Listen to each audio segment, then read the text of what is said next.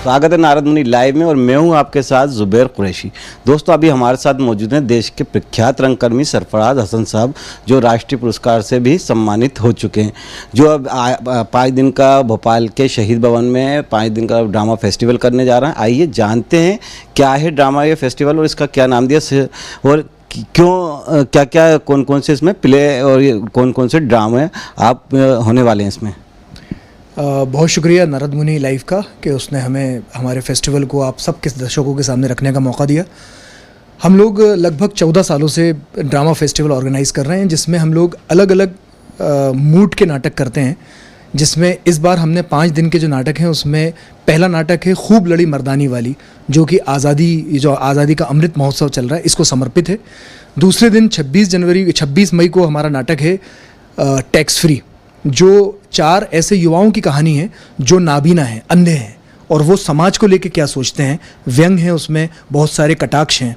तीसरे दिन हमने बिन पते की चिट्ठी, एक बहुत ही 2 आर्टिस्टों का एक नाटक है जो युवा बेरोज़गारी पर, युवा समस्याओं पर बेबाक अपने आप को चर्चा के माध्यम से ऑडियंस के सामने रखते हैं। 28 तारीख को मॉलियर ने, एक बहुत बड़े राइटर हुए हैं मॉलियर, जो 1660 में उन्होंने एक नाटक लिखा था कंजूस। उस नाटक को हम लोग, उर्दू एडॉप्टेशन है, हज़रत आवारा लखनऊ के हैं, उन्होंने लिखा है, उसको हम लोग करने जा रहे हैं। और 29 मई को प्रतीक शर्मा के निर्देशन में रोप नाटक है। ये 5 नाटक अलग अलग मूड के नाटक हैं। और इस नाटक समारोह के पीछे जो उद्देश्य है वो हमेशा से ये रहा है कि हम समाज के साथ समाज की आवाज़ बनकर बात करें और नाटकों के माध्यम से उनके अंदर देश के लिए, समाज के लिए और स्वयं अपने आप के लिए जज्बात पैदा करें और जागृति लाएं। यही इस नाट्य समारोह का मकसद है। और ये आप सबकी दुआओं से लगभग निरंतर चलने वाला 14वें साल में प्रवेश कर गया है ये नाट्य समारोह। और इसमें हम लोग 6 अलग अलग प्रतिभाओं को सम्मानित भी करेंगे। आपको बता दें कि सरफराज हसन साहब मशहूर जो रंगकर्मी है, हिंदुस्तान ही नहीं पूरी दुनिया में जो रंगकर्म के नाम से जाने जाते थे, हबीब तनवीर साहब उनके ख़ास शागिर्द रहे हैं और काफ़ी लंबे समय तक उनके साथ मंच भी साझा किया है। सरफराज, मध्य प्रदेश की राजधानी भोपाल में कुछ समय से हम देखने में आ रहा है कि ये जो हबीब तनवीर साहब थे, बाबा करण साहब थे और जो दूसरे रंगकर्मी थे, उन जैसे आलोक चटर्जी हैं, उन जैसा कोई नया आर्टिस्ट अब तक नज़र नहीं आ रहा है। क्या कमी है, क्या वजह है कि स्टेज से रंगकर्मी गायब होते जा रहे हैं? मेरी इस पर थोड़ी सी मुख्तलिफ राय है। हर दौर के अंदर रंगमंच अपने अपने हिसाब से रन कर रहा है और हबीब तनवीर मरहूम, बाबा कारण साहब, अलग दादा, ये सब अपने दौर के दिग्गज रहे हैं। पर उन्हीं की मिट्टी की सुगंध से जो हम सब, हमारी नस्ल तैयार हुई है, इस दौर में भी हाँ ये ज़रूर है कि पहले सिर्फ रंगमंच होता था। अब फिल्म, टेलीविज़न, वेब सीरीज़ इतनी ज़्यादा हावी हो गई हैं कि किसी 1-2 प्रतिभा का मशहूर होना थोड़ा सा रंगमंच की दृष्टि से वैसा नहीं हो पाता। लेकिन आज भी हम अगर सिर्फ भोपाल शहर की बात करें तो यहाँ तानाजी, लोकेंद्र, जेकी भावसार, ऐसे कई कलाकार हैं जो इस दौर के, आलोक चटर्जी हैं, इस दौर के बाबा कारंत हैं, जो निर्देशन के क्षेत्र में, अभिनय के क्षेत्र में और अपने आप को रखने के लिए। एक युवा कलाकार है प्रकाश मिश्रा, ज़बरदस्त काम करने वाला। मतलब ये वो शख्सियतें हैं कि अगर इनको सही तरीके से अपने आप को सजने संवरने, पलने और ऐसा मौका मिल जाए कि इनको कोई अच्छा डायरेक्टर पॉलिश कर दे, तो ये तो तहलका मचा देंगे। और शायद अगले कुछ सालों बाद कोई जब नारद मुनि में बैठ के इंटरव्यू ले रहा होगा, दे रहा होगा, तो इनके नामों की चर्चा हो रही होगी। एक सवाल और मेरे मन में आता है सरफराज भाई, रविंद्र भवन का जो निर्माण हुआ था रंगमंच के लिए हुआ था कि जो यहाँ की जिस तरह की रंगकर्मी थे उनको एक मंच उपलब्ध कराने के मकसद से ये बनाया गया था।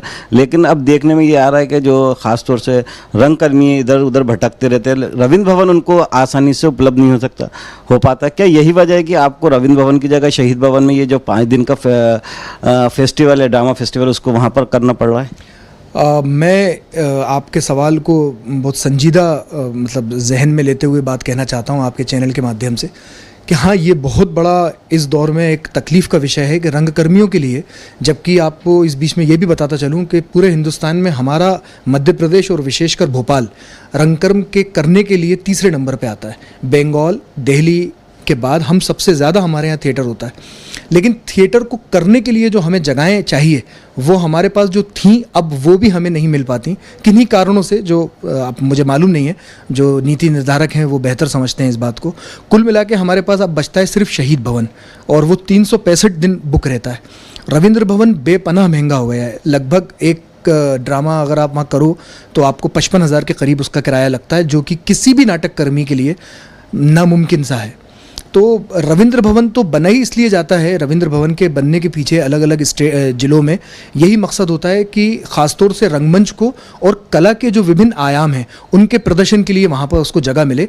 ये बिल्कुल सही है कि कई आप लोग मतलब मीडिया समूह कई बार ये सवाल उठाता रहा है कि इस पे सरकार को और नीति निर्धारकों को चिंतन करना ही चाहिए कि कला को न मरने दिया जाए, और कला की जो अभिव्यक्ति के साधन हैं जहाँ पर हम अपने आप को अभिव्यक्त करते हैं यानी सभागार हैं, उनका किराया कम से कम नाट्य संस्थाओं से लिया जाए, ताकि नाटक की आवाज़ असल में समाज की आवाज़ होती है और हम समाज के अंदर नाटक के माध्यम से ही जागरण करते हैं, और ये बड़ा माध्यम रहा है।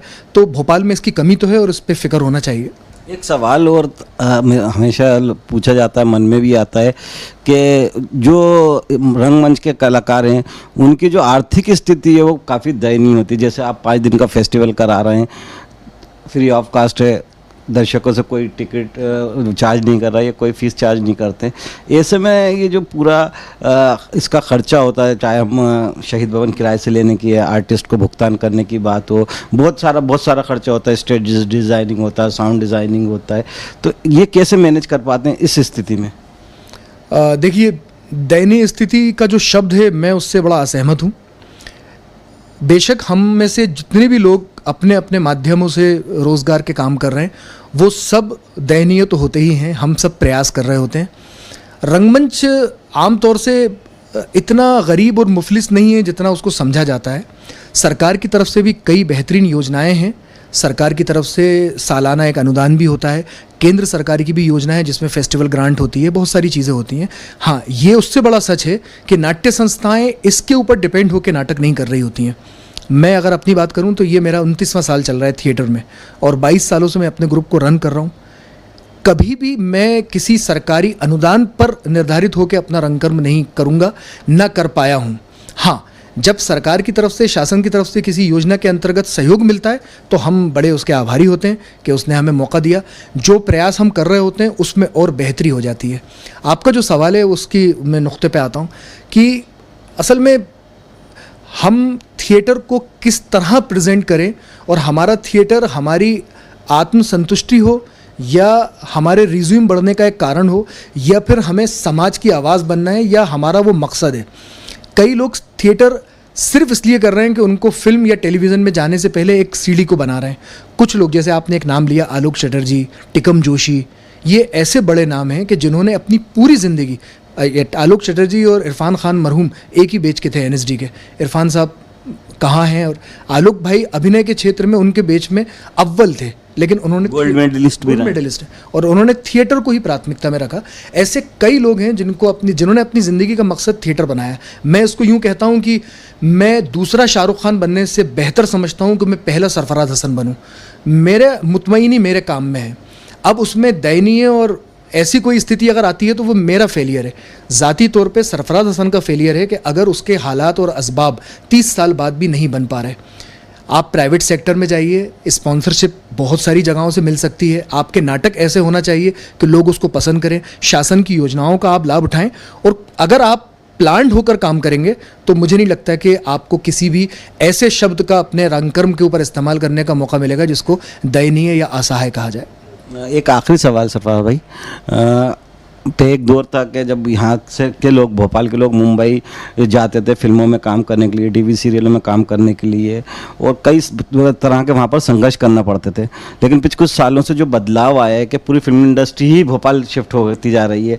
लगातार आप देख रहे हैं कि भोपाल में आए दिन फिल्में की, टीवी सीरियल्स की और उसके वेब सीरीज़ की शूटिंग होती रहती है। इससे यहाँ के जो लोकल के आर्टिस्ट हैं या रंगमंच के कलाकार हैं उनको कितना फ़ायदा हुआ है, उनके लिए क्या मैसेज है आपका? पहले तो आपके इल्म में है ही, आप मेरे बड़े पुराने अजीज़ रहे हैं, कि प्रकाश झा जो हैं उनके आने से बड़ा माहौल चेंज हुआ, और मुझे बड़ी खुशी है कि प्रकाश झा को भोपाल लाने का श्रेय ईश्वर ने मुझे दिया कि उनको सबसे पहले राजनीति, जब उनकी फिल्म यहाँ हो रही थी उससे पहले मेरे ही माध्यम से भोपाल को उन्होंने देखा, समझा और उसके बाद फिर अब तो यहाँ हब बन गया। मैं अगर अपनी बात करूँ तो मेरी राय ये है कि वेब सीरीज़ और सब चीज़ों से यहाँ पर शूट तो आया है, पर कलाकारों का, भोपाल के जो कलाकार हैं उनका जो टैलेंट है वो टैलेंट उभर के नहीं आया, बल्कि मेरी ज़ाती राय है ये कि उनके टैलेंट को नुकसान ही हुआ।